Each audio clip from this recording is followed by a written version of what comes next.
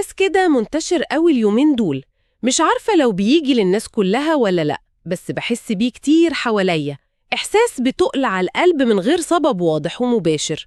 يعني مش حزن على حاجة معينة حصلت، لأ، ده إحساس أعمق، كأن الروح نفسها مرهقة، تعبانة من كتر المحاولة.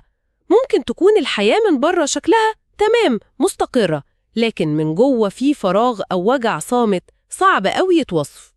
الإحساس ده هو بالظبط صلب الموضوع اللي هنتكلم فيه النهاردة. معانا مجموعة مقتطفات من مصدر اسمه الكآبة الحديثة، الإبحار في صراعات الروح الصامتة. والمصدر ده بيحاول يشخص الحالة دي اللي بقت يعني شبه ظاهرة عامة. والهدف من كلامنا النهاردة مش إننا نلاقي حلول سحرية، لكن إننا بس نحاول نفهم السؤال الأهم اللي المصدر بيطرحه. إيه اللي حصل في عالمنا خلى الإحساس ده يبقى هو الطبيعي الجديد عند ناس كتير؟ يمكن الفهم لوحده يكون أول خطوة للراحة. ونقطة البداية اللي بيحطها المصدر صادمة شوية بس منطقية جدا. بيقول إن الاكتئاب في كتير من الأحيان مش ضعف شخصية ولا قلة إيمان، لا، لكنه نتيجة طبيعية لحياة غير طبيعية. جملة حياة غير طبيعية دي محتاجة وقفة.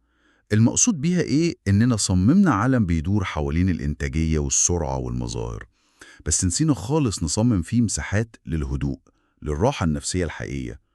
فبقينا عايشين في حالة طوارئ مستمرة، بنتعامل مع متطلبات نفسية وجسدية تفوق قدرة تحملنا كبشر.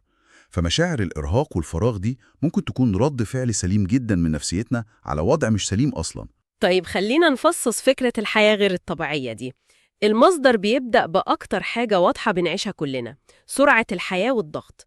الإيقاع اللي بنعيش بيه ما بقاش بيدي فرصة للواحد ياخد نفسه أو يفكر. في تشبيه في المصدر عجبني قوي، بيقول الواحد بيجري طول اليوم عشان يلحق الشغل، وبعده يجري يلحق التزامات البيت، وبعده يجري يلحق اللي بيحصل على السوشيال ميديا. وفي آخر اليوم تلاقي نفسك مستنزفة تماماً من غير ما تكوني عملتي أي حاجة حقيقية لنفسك. بيحصل جوه الجسم إن العقل بيبقى في حالة استنفار دايم.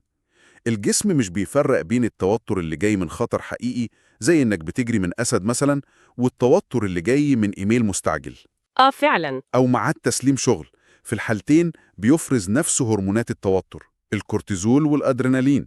الهرمونات دي مفيدة لو بتستخدمها عشان تهرب من خطر لحظي، لكن لما تفرز كل يوم وكل ساعة بسبب ضغوط الحياة العادية بتعمل التهاب مزمن في الجسم، وبتعمل تآكل في قدرة المخ على التركيز والهدوء. الجهاز العصبي بيتحرق بالبطيء. ودي نقطة بتفسر ليه ممكن واحدة تكون بتاكل كويس وبتنام عدد ساعات كافي وصحتها الجسدية المفروض كويسة، لكن حاسة بإرهاق مزمن ما بيروحش. الإرهاق ده مش في العضلات، ده في الروح نفسها، في الجهاز العصبي اللي ما بقاش بيفصل. بالظبط. وهنا لازم نفرق بين الحاجة الإجازة والحاجة للهدوء. الإجازة ممكن تكون سفر وزحمة وأنشطة، لكن الهدوء هو إن العقل يبطل يجري. الإنسان مش مصمم يعيش على وضع الطوارئ ده طول الوقت. الإهمال المستمر للروح وإنك مديهاش فرصة تهدى وتتنفس بيتحول مع الوقت لفراغ داخلي، والفراغ ده هو البوابة الرئيسية للاكتئاب. والغريب إن في قلب السرعة دي، ورغم إننا متوصلين بكل الناس طول الوقت على السوشيال ميديا، في إحساس تاني عكسي تماماً بيكبر جوانا. وده ينقلنا للنقطة التانية اللي المصدر بيركز عليها بقوة: السوشيال ميديا والمقارنة. الموضوع أكبر من مجرد تطبيقات على الموبايل. المصدر بيوصفها أنها بيئة كاملة بتؤيد تشكيل وعينا وإحساسنا بقيمة نفسنا. كل يوم بنشوف لقطات منتقى ممتعيانة من حياة الآخرين، نجاحاتهم، سفرهم، لحظاتهم السعيدة. ده بيخلي الواحد يحس غصب عنه إنه متأخر، إنه أقل منهم. المصدر بيستخدم تعبير دقيق جدا لوصف العملية دي: تدمير بطيء للثقة بالنفس. هي مش صدمة عنيفة بتحصل مرة واحدة، لأ، ده تآكل مستمر وغير محسوس.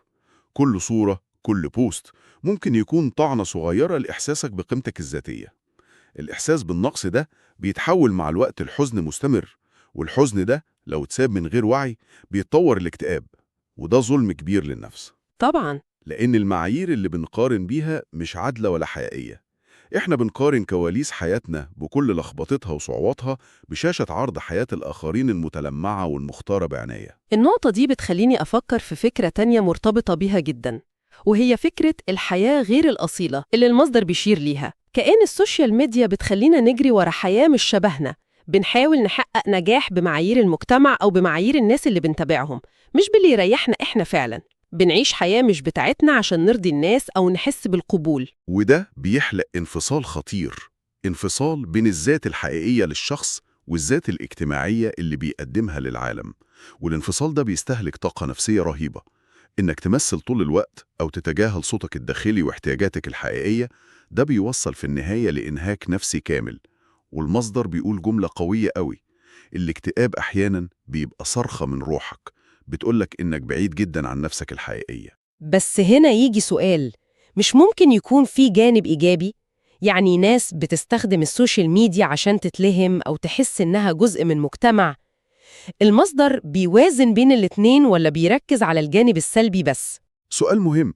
بصي، المصدر مش بيقول إن السوشيال ميديا شر مطلق، هو بيركز على إن المشكلة مش في الأداة نفسها، لكن في استخدامنا اللاواعي ليها.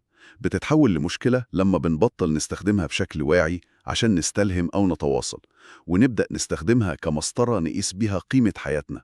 لما بتتحول من نافذة على العالم لمنصة لا نهائية للمقارنة وجل الذات. وهنا بتظهر المفارقة الأكبر في عصرنا. العالم الافتراضي زحمة، لكن الواقع النفسي فاضي. وده بيوصلنا للنقطة الثالثة اللي المصدر بيعتبرها من أعمق جروح العصر الحديث: الوحدة وسط الزحمة. الناس حوالينا أكتر من أي وقت فات، لكن الإحساس بالوحدة أعمق من أي وقت فات. العلاقات بقت سريعة وسطحية، قايمة على اللايكات والكلام الخفيف، مش على الفهم الحقيقي والاحتواء. في تعريف للوحدة في المصدر هزني جدا، بيقول إن الوحدة مش إنك تكون لوحدك في أوضة، دي ممكن تبقى راحة. الوحدة الحقيقية هي إحساس إنك مش متشاف، إن محدش فاهم اللي جواك حتى لو قاعد في وسط أقرب الناس ليك. الإحساس ده مميت، إنك تحسي إن وجعك أو أفكارك ملهاش مكان عند اللي حواليكي. بالظبط. وهنا بتظهر خطورة الكتمان الطويل، لما الشخص مش بيلاقي حد يسمعه بجد عشان يفهم، مش عشان يرد أو ينصحه أو يقلل من مشاعره، بيبدأ يكتم كل حاجة جواه. والكتمان ده بيعمل ضغط داخلي عامل زي حلة ضغط مقفولة بإحكام، عمالة تغلي من جوه ومصيرها في يوم تنفجر. الإنسان كائن اجتماعي، عنده احتياج أساسي يحس إنه متشاف ومفهوم على مستوى عميق. لما الحاجة دي بتغيب بيحس بعزلة نفسية حتى لو محاط بألف شخص. وده بيرجعنا لنقطة التربية اللي المصدر اتكلم عنها. كتير مننا اتربوا على إن القوة معناها كتمان الضعف، وإن الشكوى عيب، وإن التعب النفسي ده دلع. فكبرنا وإحنا بنخبي وجعنا، بنتعامل معاه على إنه سر لازم يتدفن. فمش بس الناس مش شايفاه، ده إحنا نفسنا اتعودنا منشوفوش ومنعترفش بيه. تماماً. فبقى عندنا جيل كامل محترف في إخفاء ألمه. بنلبس قناع القوة والتماسك لكن من جوه بننهار. والوحدة هنا بتبقى مضاعفة، وحدة عن الناس ووحدة عن نفسنا الحقيقية اللي حبسناها جوه. وكل ده بيصب في النهاية في بحيرة كبيرة من الإحساس بفقدان المعنى. ودي يمكن تكون النقطة الأعمق والأخطر في تشخيص المصدر، فكرة فقدان المعنى. ناس كتير جدا عايشة بتأدي واجبات، مش بتعيش حياة. بتصحى، تروح الشغل، ترجع، تتفرج على التلفزيون، تنام. روتين مفرغ من أي إحساس بالقيمة أو الهدف. والدليل على ده هو ظاهرة الناجحين المكتئبين اللي بنشوفها حوالينا. ناس حققت كل مقاييس النجاح المادية والمهنية، لكن من جوه حاسين بفراغ قاتل. اللي بيحصل هنا إن الإنسان عنده احتياج أساسي وغريزي إنه يحس إن لوجوده قيمة، إن حياته ليها أثر، إن تعبه ليه سبب أسمى من مجرد إنه يدفع الفواتير وياكل ويشرب. لما الإحساس بالمعنى ده بيختفي، أي إنجاز بيبقى طعمه فاضي، وأي نجاح بيبقى ناقص. المصدر هنا بيستخدم استعارة عبقرية، بيقول: الروح لما تجوع الجسم كله يتعب. التشبيه ده بيلخص كل حاجة تقريباً. الجوع ده مش للأكل ولا للشرب، لكن للمعنى والهدف والشغف. وده يمكن يفسر ليه ناس كتير بتحس إنها تايهة. قائل من الأخبار السيئة عن حروب وأوبئة وغلاء وأزمات. التراكم ده بيخلق إحساس عام بأن العالم مكان غير آمن، وبيخلي أي محاولة لإيجاد معنى شخصي تبدو تافهة أو مستحيلة. بيخلق حالة من العجز المكتسب.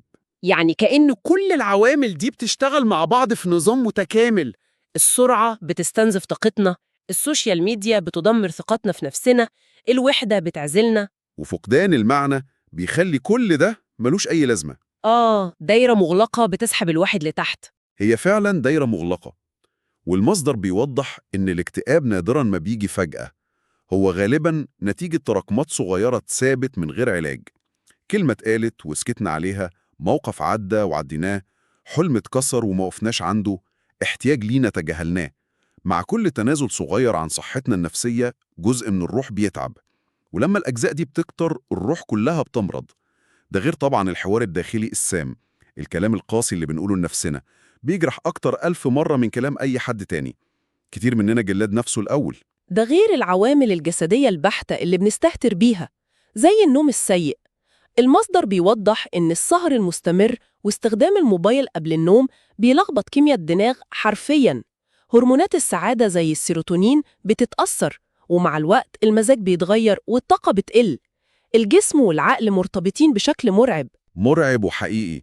إهمال الجسد بيأثر على النفس، وإهمال النفس بيأثر على الجسد. كسر الدايرة دي محتاج أولاً وعي، وبعدين محتاج رحمة بالنفس، مش قسوة وجلد للذات. محتاجين نبدأ نتعامل مع نفسنا كأنها شخص بنحبه وبنخاف عليه، مش كعدو ولازم نعاقبه على كل غلطة. إذن لو حبينا نجمع كل الخيوط دي، الفكرة المحورية اللي بيقدمها المصدر إن الاكتئاب مش مجرد خلل كيميائي في المخ وخلاص، هو غالباً رسالة قوية ومؤلمة من روحنا بتقول إن في حاجة غلط، في حاجة في حياتنا محتاجة تتغير. ممكن تكون نمط الحياة السريع، أو طريقة تفكيرنا السلبية، أو علاقاتنا السطحية، أو حتى طريقة معاملتنا القاسية لنفسنا. وبناء على الفهم ده، أول وأهم خطوة للتعافي مش إننا نحارب الاكتئاب، لكن إننا نسمع رسالته. وأول حاجة في السمع ده هي التوقف تماماً عن لوم النفس. اللوم بيزود الألم مش بيعالجه، بيخلينا نغرق أكتر. الوعي هو البداية، والفهم هو أول طريق الشفاء. مجرد البحث عن فهم للأسباب زي ما بنعمل في نقاشنا ده هو في حد ذاته خطوة علاجية مهمة جداً، معناه إن في رغبة صادقة في التغيير والشفاء. وده يخلينا نختم بفكرة أخيرة للتأمل مبنية على أساس كل اللي قلناه. المصدر بيقول إن الاكتئاب رسالة شخصية، بس ماذا لو كانت الرسالة دي مش بس للشخص اللي بيعاني، لكنها رسالة للمجتمع كله عن طريقة الحياة اللي اخترناها وبقينا نعتبرها الطبيعي؟ يمكن التعب الفردي المنتشر ده هو عرض لمرض جماعي في طريقة عيشنا الحديثة. يمكن الروح الفردية بتصرخ عشان تقول إن النظام المجتمعي اللي بيقدس السرعة والإنتاجية والمظاهر على حساب الهدوء والمعنى والاتصال الإنساني الحقيقي نظام فاشل ومميت للروح.